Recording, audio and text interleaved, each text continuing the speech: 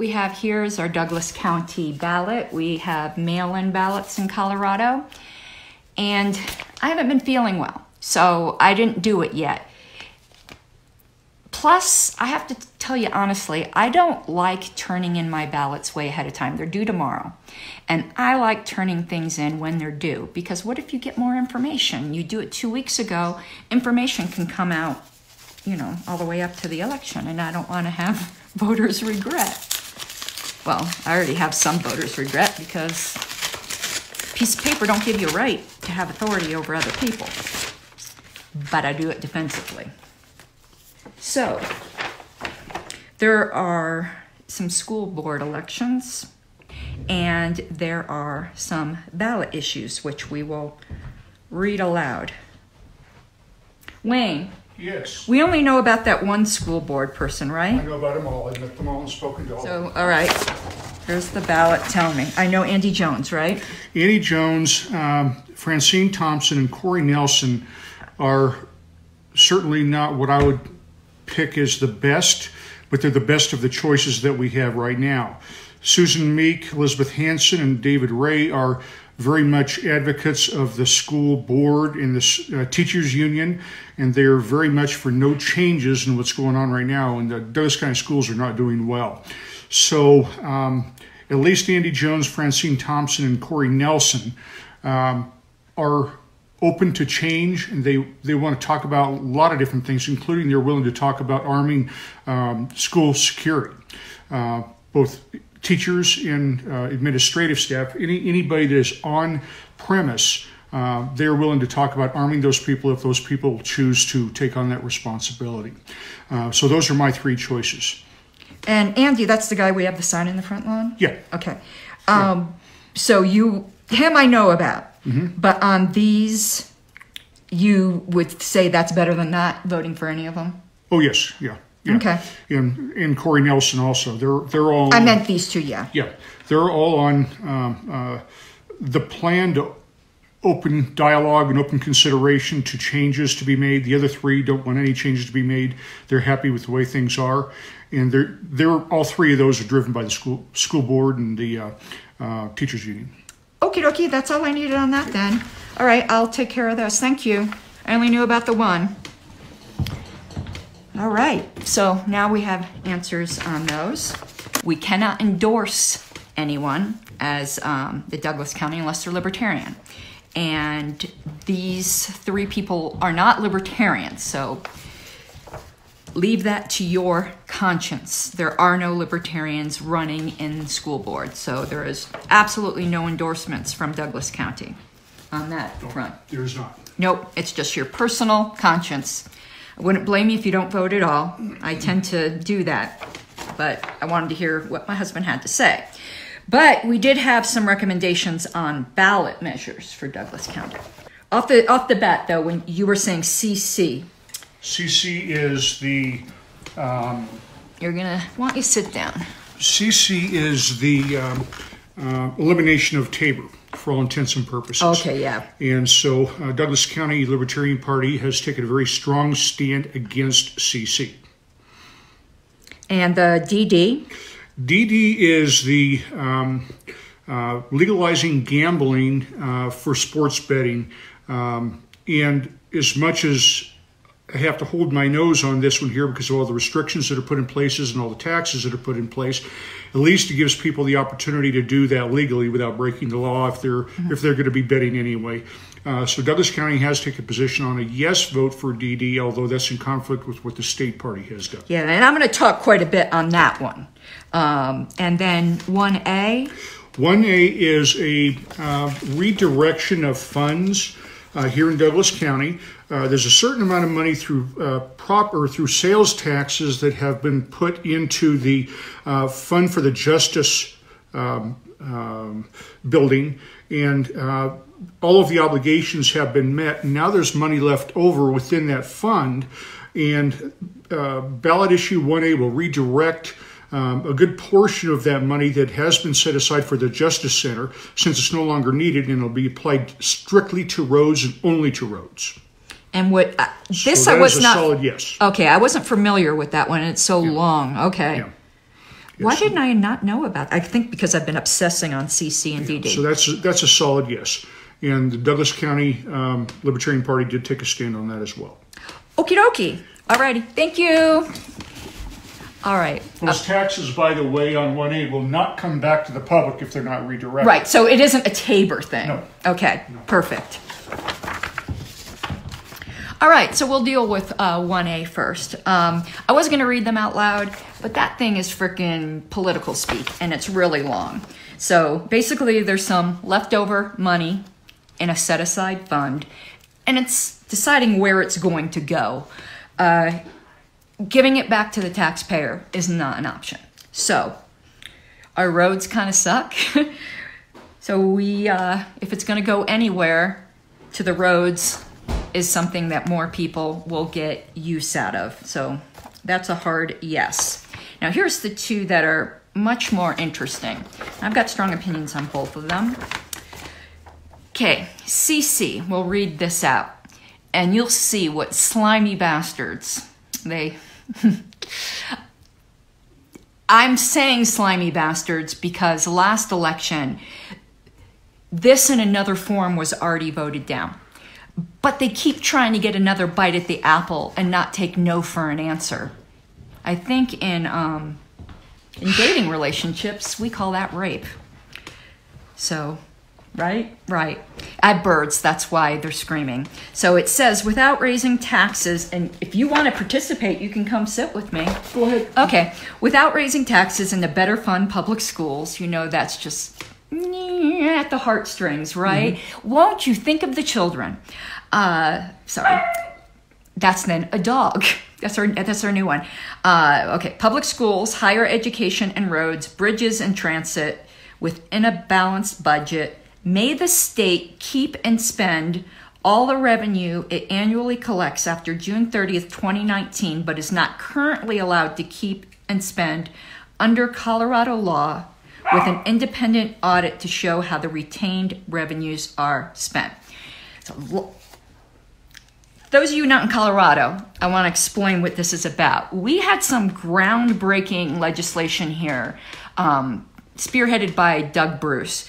And the abbreviation is TABOR, but it's the Taxpayers Bill of Rights. Okay, yeah, Taxpayers Bill of Rights. I was wondering what the A was, but that's just from taxes. Okay, so Taxpayer Bill of Rights, which means any excess revenue gets refunded rather than spent.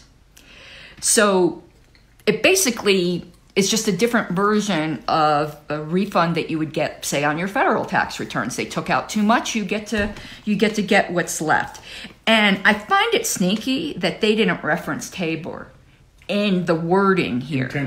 Intentionally. A lot of people will not... TABOR is popular. And if they had put that this was essentially nullifying TABOR permanently, right? There's no expiration date on here. Permanently. So really what this bill should say, should TABOR be repealed? That's it. That's it. And maybe if they want to put, and then the money used for all this other crap that they're trying to pull the heartstrings with, fine. But the very first sentence here should say, should TABOR be repealed? Lying, slimy rat bastards. I have no problem with saying that. So that's a hard no. That's a hard no, go to hell. I wish that was an option there. Now, here's the one that's more controversial, and we're going to talk about this quite a bit, and that's DD. And yes, Douglas County has taken a position directly in opposition to the state. You want to cover Milo? Okay. And my husband will be back for his input. Milo's our parrot, and he's just going to start screaming because he's very upset about these two, you know. Milo says, give me back my seed money. But anyway, so we're taking a position directly in opposition to the state Libertarian Party. But I want to preface this by saying it's not a hostile opposition. Their reasons are not unreasonable, and they're certainly not unlibertarian. I understand why they oppose. I think they're wrong, but you know it isn't anything to get super lathered up about. Their opposition is in good faith. I just think they're wrong, and I'm going to explain why. So let's read it and then we'll talk about it. Shall state taxes be increased by $29 million? Normally, a libertarian will see that and go, you know, right? No.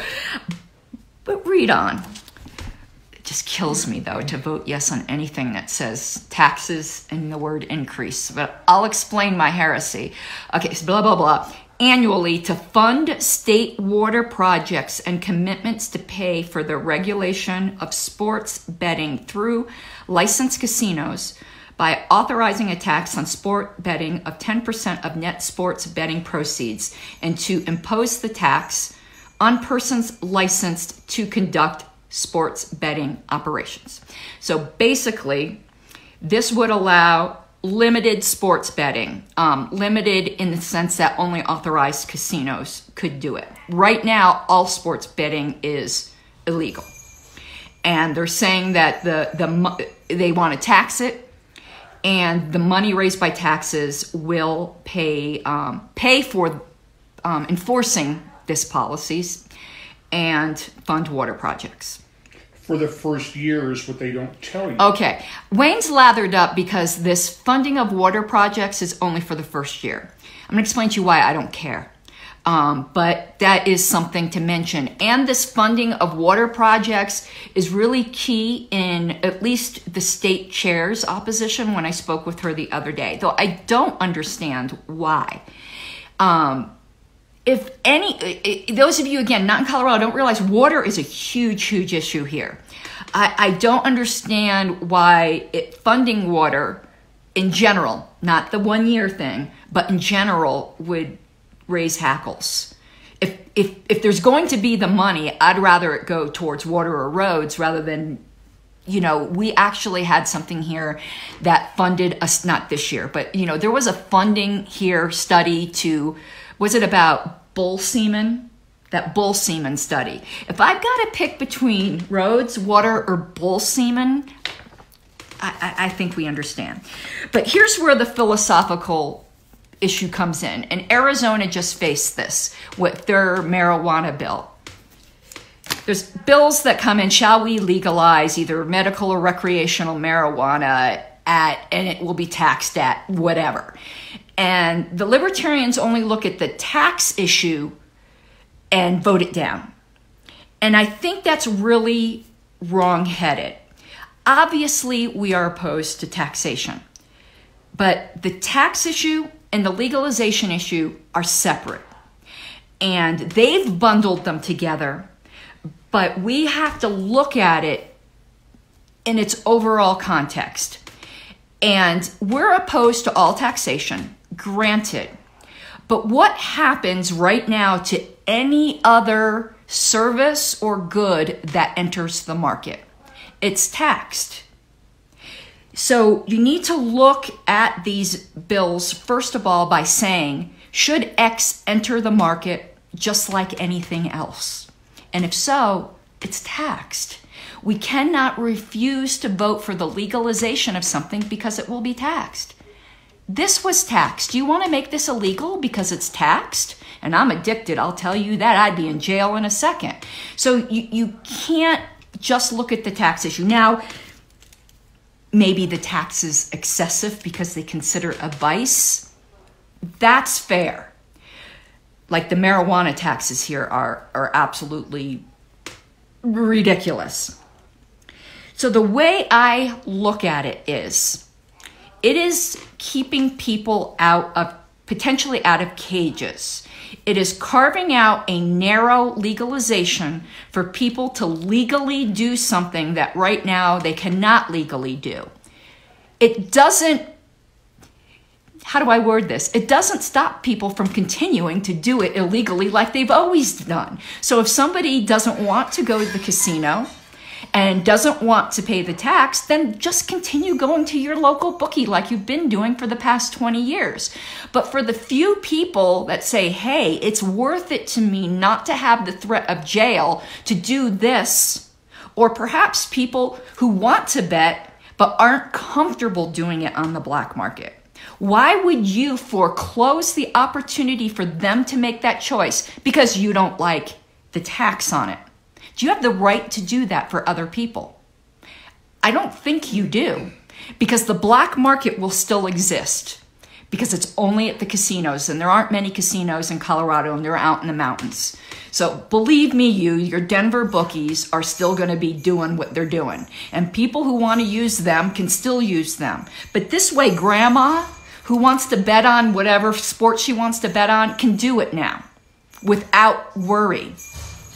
Or perhaps someone who has the type of job that they'd lose it in a second if they got arrested for going to their local bookie, but they like to bet, so they take that risk.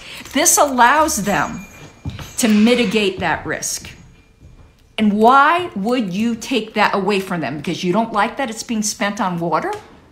Because you don't like the tax? How dare you? That's not your choice. Let it be illegal.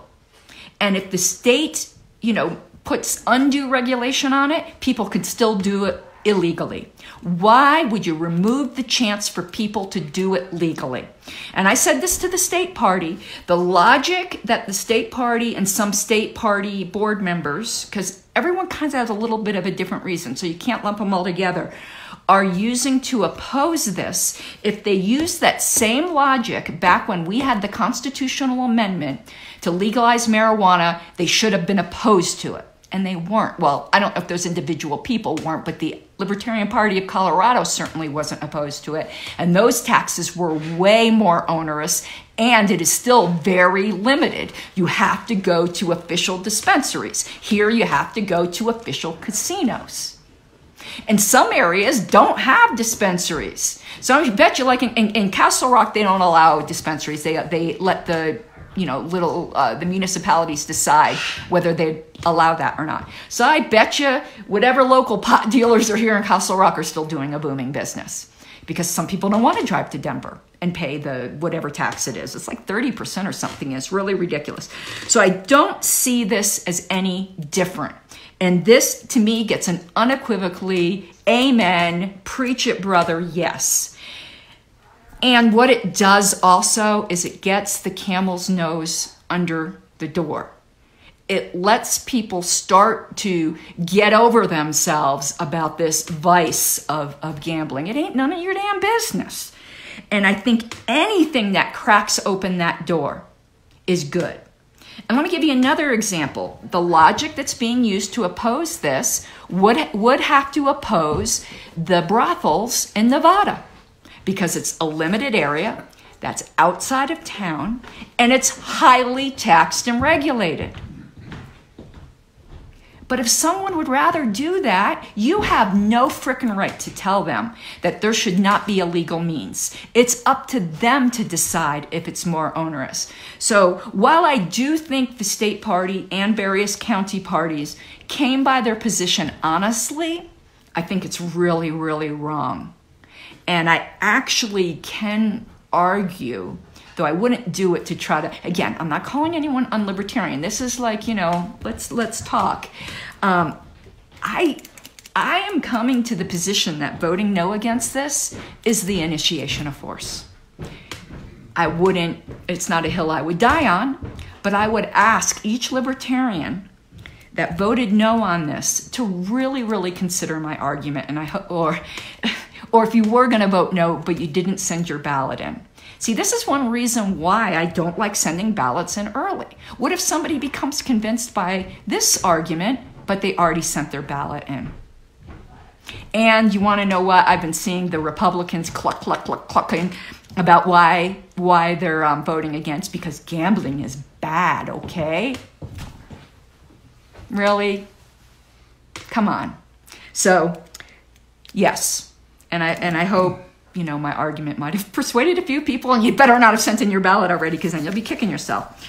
All right, that's that for that. I'm going to flip my camera down a little because I like filling it in. I like filling it in because I fought for your damn right to do that. As you may know, yes, I am the ballot selfie person. It's not just me. It was multi-partisan. There was a Republican in a lawsuit. There were two Republicans, actually. I think there was an independent, there was a Democrat.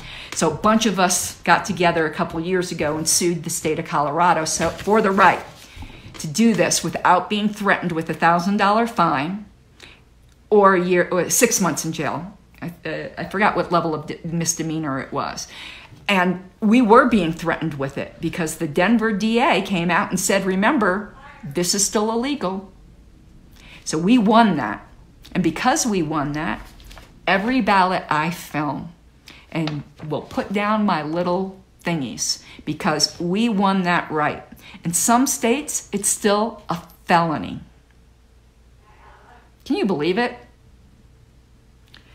I think I might do a 2-year reminiscent about that suit. It was pretty good. So now we've got enough of my mug for now. I'm going to flip my camera down and fill out this ballot. All right. Yes. If anyone's like me, you get real paranoid. You don't want to go outside the lines and you fill it all in. Nice. Look how obedient I am. Okay. School board.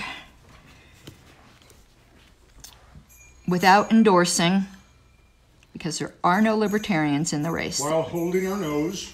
Yeah, this is just my personal thing. No endorsements on this. If Andy, Francine, and Corey ever want our endorsements, we will gladly help them register Libertarian. They should give me a call. But this is mostly, at least for me, I firmly believe in arming teachers. So that's why I did it. And there were no libertarians. If there was a libertarian, I always vote straight libertarian. Okay. If I write like fuck no on here, it will spoil my ballot, won't it? Yep. Can I write it over here? I don't know. I don't want to risk it. Don't risk it. Damn it.